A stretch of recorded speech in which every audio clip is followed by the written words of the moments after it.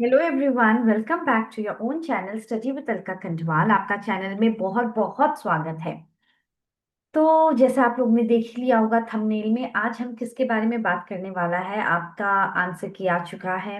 And then yes, what will be the expected cut off skill test के लिए कितनों को बुलाया जाएगा। तो जब हम मेन जो बात है, जो सीबी का जो मैं नोटिस देख रही थी, तो टेक्नीशियन हो चाहे सीनियर लैब असिस्टेंट हो, तो सब में vacancy, the number of vacancies are very less. Less vacancies है, लेस नंबर ऑफ वैकेंसीज है।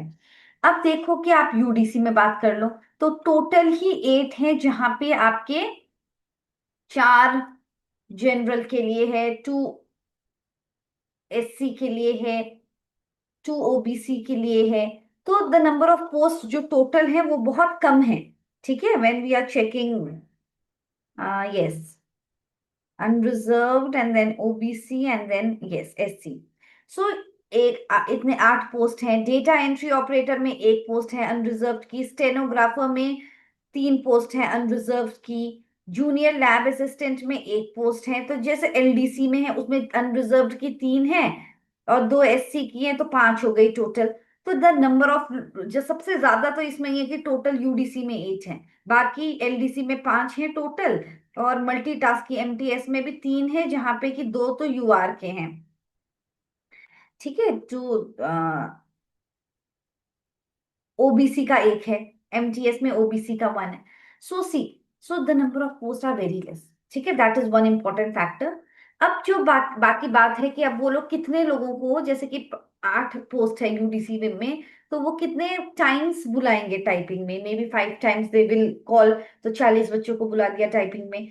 तो अब मेन है कि अगर वैसे तो question paper it was moderate to hard level, ऐसे नहीं बोलेंगे कि इजी लेवल है।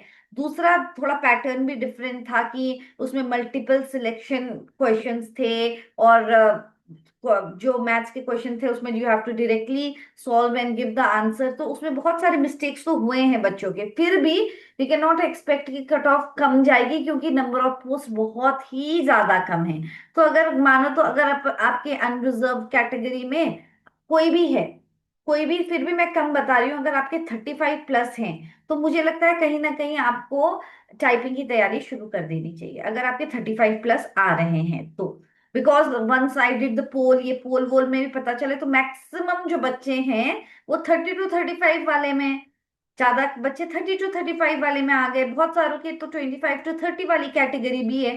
तो अगर जो कुछ बच्चे, जो परसेंटेज ऑफ बच्चे जो 35 प्लस ले गए, so they have now high chances कि वो लोग टाइपिंग में बुलाए जाएंगे। अब इसमें ये क्या है कि चलो आपके अभी इसमें कम आ गए, मगर स्किल टेस्ट में आपने, उन्होंने बोल रखा है कि इंग्लिश में अगर 35 WPM है, या हिंदी में इतना आपका 30, तो आप बिल्कुल, अगर आपके 35 प्लस आ रहे हैं जनरल में, और अगर इसमें दूसरी कैटेगरी में लगा लो कि SC ST में अगर आपका 32 प्लस है, ठीक है, और ओबीसी में 34 33 प्लस है, तो आप टाइपिंग की तैयारी शुरू कर दो। ठीक है, and I am not telling only for UDC, I am not only telling for LDC, मैं बाकी की पोस्ट के लिए भी बोल रही हूँ जहाँ पे टाइपिंग स्किल टेस्ट है। और टोटल जो क्वेश्चन पेपर था वो 50 मार्क्स का था।